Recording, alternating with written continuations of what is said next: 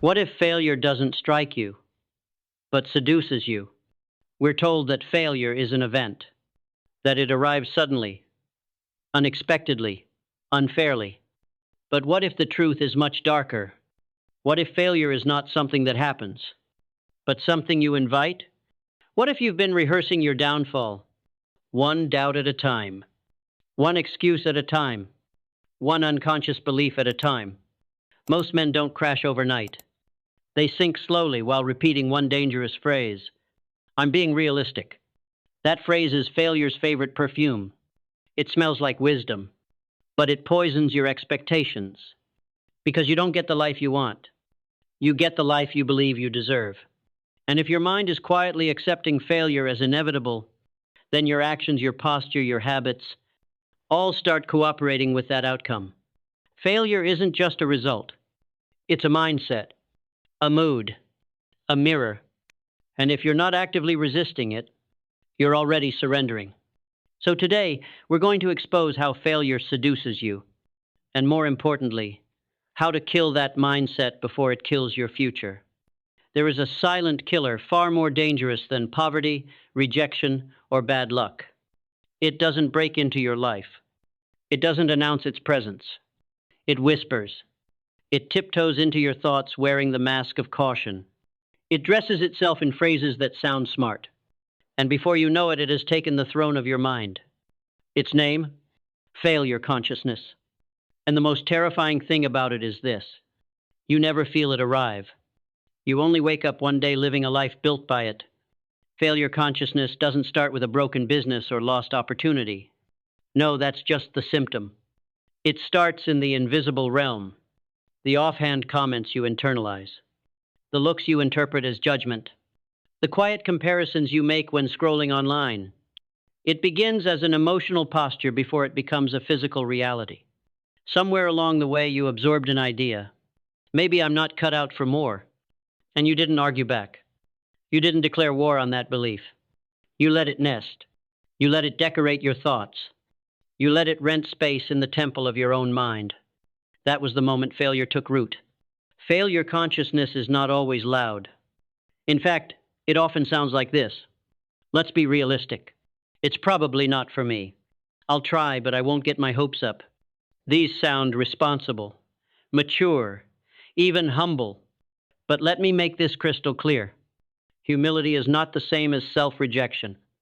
Realism is not the same as surrender. Every time you water down your desire, every time you lower the bar preemptively, every time you celebrate someone else's success while silently excluding yourself from the possibility, you are building a home for failure.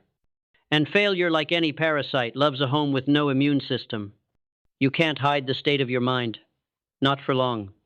If your dominant thoughts are infected with failure, your actions begin to reflect. You hesitate when boldness is required. You undercharge when value is clear. You self-sabotage at the edge of breakthrough. You show up late. You deliver less. You make plans, then cancel them. You think it's your environment, your timing, your resources, but it's not. It's the virus in your thoughts. A man who is failure conscious begins to self-organize around disappointment. His habits, his posture, even his tone of voice. It all starts telling the world, I expect to lose. And the world, being obedient, simply says, okay, here's the part no one wants to admit. Failure consciousness can feel safe. Why? Because if you already expect disappointment, you can never be disappointed. If you aim low, you'll always hit something. If you dream small, you don't risk the pain of being wrong. This is a psychological anesthetic, a mind-numbing drug, a poison dressed as a blanket. But it comes at a brutal price. Your life becomes a museum of unlived potential. You collect knowledge but never use it. You take courses but never build. You clap for others but never raise your own hand. And eventually you call this behavior wisdom. But in truth, it's just well-practiced fear. We live in a culture that rewards skepticism more than vision, that celebrates snark over sincerity, that applauds the man who can spot flaws, but mocks the one who dares to believe. So what happens? You adapt. You learn to sound smart by doubting everything. You avoid being called naive by never showing passion. But guess what? That shield you hold up to protect yourself from looking foolish is the same shield blocking the exact breakthrough you're meant to receive. You're not safer. You're just sealed off. And while you're busy looking clever, the man who dares to believe boldly, he's building. He may fail at times. He may be mocked. But he's moving. He's growing. And eventually, he wins. Because the world follows conviction, not cleverness. You cannot think positively your way out of failure consciousness. It's deeper than that. You have to do something radical. Consciously sever your emotional loyalty to failure. Stop treating it like a wise old friend. Stop romanticizing your scars. Stop repeating stories that glorify being the underdog. You are not a victim of failure. You've just been trained by it. And what was learned can be unlearned. But it starts with this declaration: I no longer identify with failure. Say it. Mean it. Act like it. Even before you feel it. Because here's the truth. A man who dares to expect victory even after years of loss becomes a man who attracts it. Not because of magic, but because he's finally sending the right signal. And when the signal changes, everything does. Now that we've uncovered the insidious grip of failure consciousness, let us not stop at awareness. Awareness is not transformation. Awareness is the spark. But discipline is the flame. You must become the kind of man whose mind automatically rejects failure not just in crisis, but in the ordinary moments when it tries to sneak in. This is not motivational fluff. This is mental engineering. Let me show you exactly how to build a mind that becomes allergic to defeat. Step 1. Upgrade the language of your inner dialogue. Your thoughts are not harmless. They are blueprints. Every repeated phrase is a design pattern your subconscious follows without question. So the first and most urgent task is to perform linguistic surgery on your mind. Eliminate. Let's be realistic. I probably can't do that. That's just how things are. Replace with, this is figure-outable. I haven't mastered it yet. There's a way, I just haven't seen it. These shifts may seem small, but like the rudder of a ship, they dictate the entire direction of your life over time. You are always becoming fluent in something. Make sure it's not the language of limitation. Step 2. Cultivate the habit of mental audacity. You cannot defeat failure consciousness with moderation. You must go radical in your mental reconditioning. Begin each day not with passive journaling or vague intentions, but with a declaration that makes your nervous system alert. Today I create. Today I conquer. Today I reject anything that doesn't serve my highest path. And then prove it within the first hour of your day. Send the email. Make the call. Post the idea. Lift the weight. Your nervous system must associate movement with power, not paralysis. Because every time you act in boldness, you reinforce a new identity. I am a builder. I am a doer. I am a man who advances. This is how you repave your neural highways. Not through theory, but through motion. Step 3. Audit your emotional diet. What you consume emotionally is as important as what you eat physically. If your daily environment is saturated with negative news cycles, complaining peers, cynical commentary masquerading as humor, then failure consciousness is not a virus. It's a full-blown ecosystem. You must sterilize your inputs. Unfollow accounts that poison your hope. Limit exposure to people who normalize mediocrity. Saturate your mind with stories of resilience and excellence. You're not weak for being influenced. You're human. But if you want to rise, surround your psyche with altitude. Step 4. Reconstruct your identity around victory. Every decision you make stems from one central command system, your identity. If you see yourself as trying to succeed, you'll keep trying. If you see yourself as likely to fail but giving it a shot, you'll subconsciously plan for failure. But if you decide today to adopt the identity of a man who wins, your behavior will begin to organize around that decision. Act as if you're already the kind of man who delivers. Your ideas are already worth hearing. Your path is not just possible, it's inevitable. This is not delusion. This is identity sculpting, and it works because your mind hates conflict. So it will match your behavior to your chosen identity. Just make sure that identity is powerful. Step 5. Anchor to a greater mission. If your only goal is personal success, you'll burn out. Because when adversity hits, comfort will seduce you. But if your success is tied to something bigger than you, a cause, a family, a mission, then failure becomes unacceptable. And your mind, when given a non-negotiable frame, becomes ferocious. It spots options where others see walls. It fights longer. It wakes earlier. It trains harder. Tie your identity to a mission that demands your greatness. And suddenly, mediocrity is no longer an option. Failure becomes an incompatible frequency. Most people think resistance is a sign of failure. But those of us who understand mastery know resistance is proof of progress. If you're not meeting internal or external resistance, you're not climbing, you're coasting. The moment you decide to become more, to demand more, the mind will rebel. So will the world. And that's perfect, because it means the old system is under siege. When resistance shows up, say, "There you are, I was expecting you," and keep going. Every great builder, every world shaker, every man of consequence had to become unbothered by turbulence. You are no different. You don't need to be born special. You don't need perfect circumstances. You don't even need total clarity. You need this: a decision today to never again identify with failure.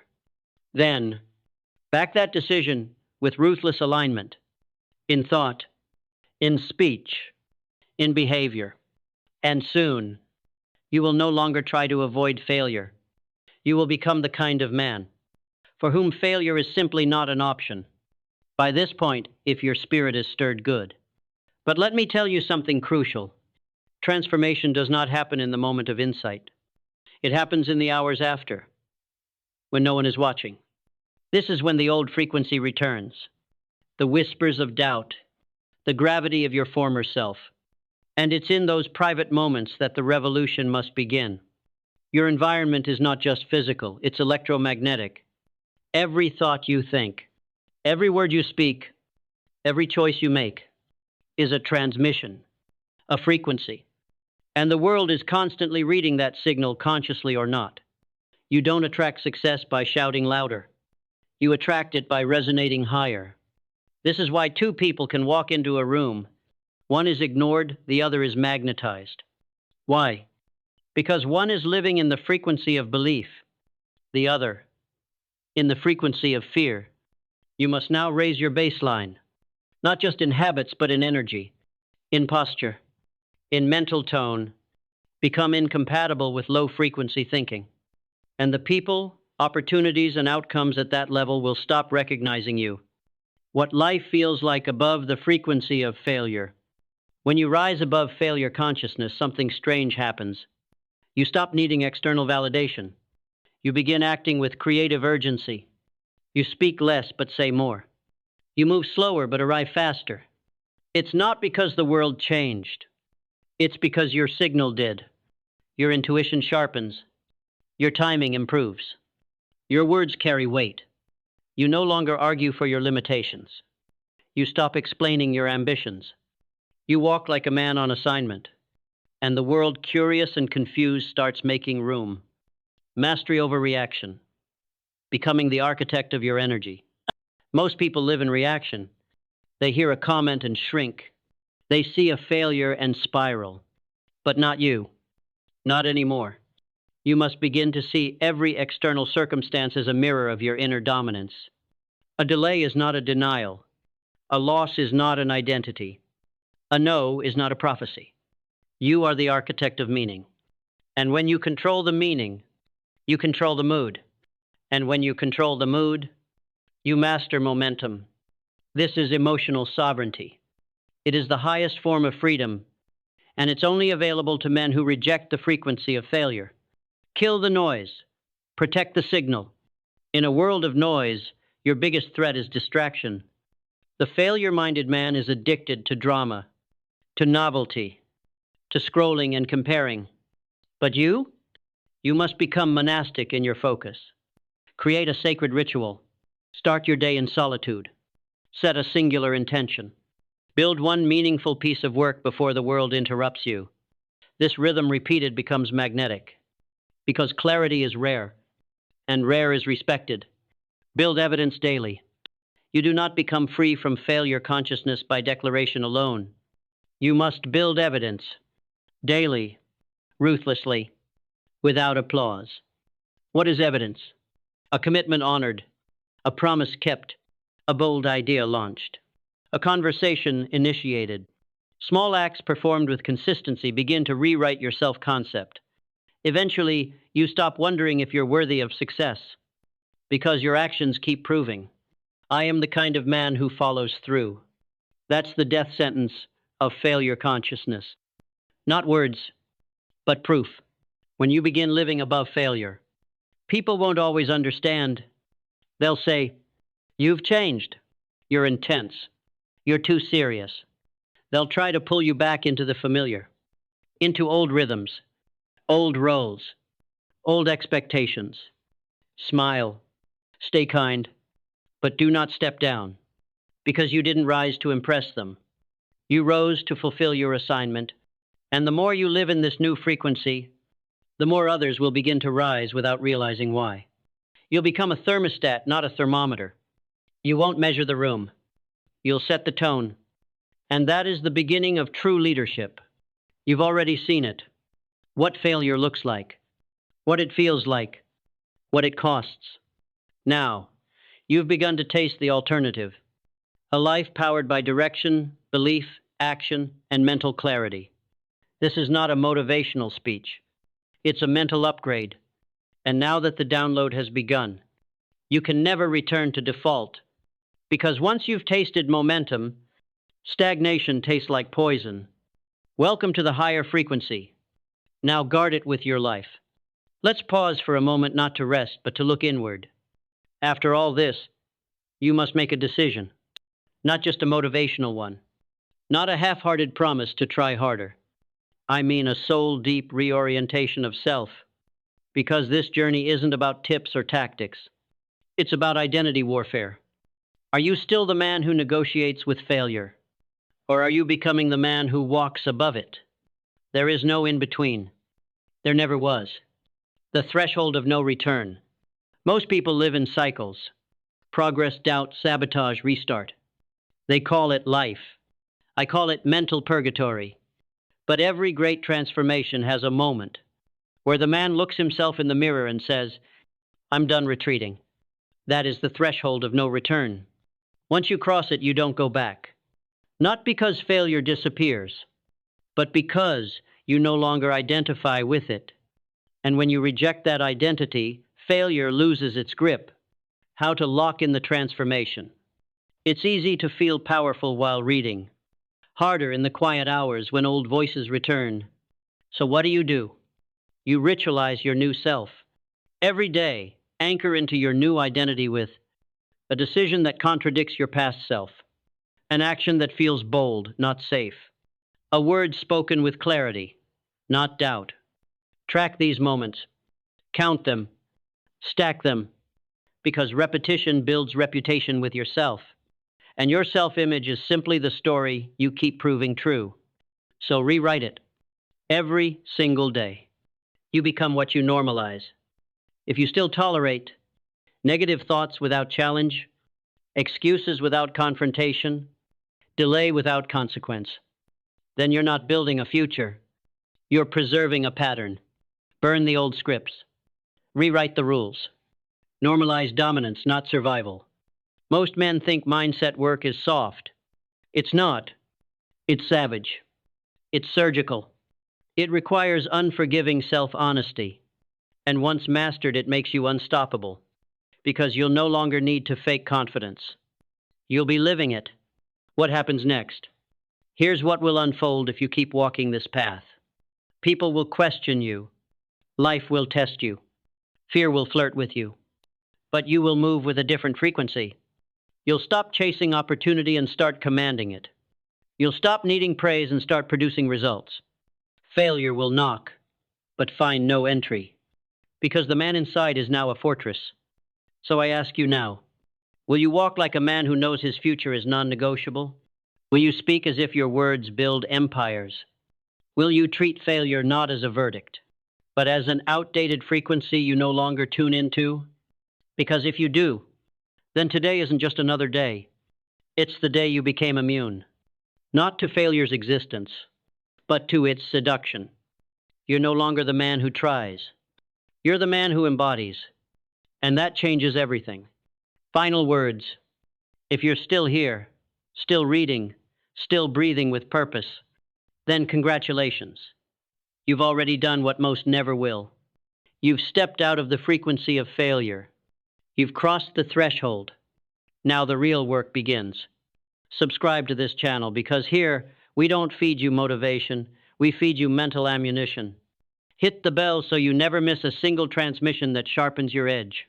Share this with the one person who still doubts themselves. You might be the interruption that alters their trajectory. And finally, write this in your journal, your mirror, or your bones. I am no longer available for failure thinking, because that's not who you are anymore. You've chosen clarity. You've chosen direction. You've chosen command. And the world will respond to that, one decision at a time. Let's walk forward, together.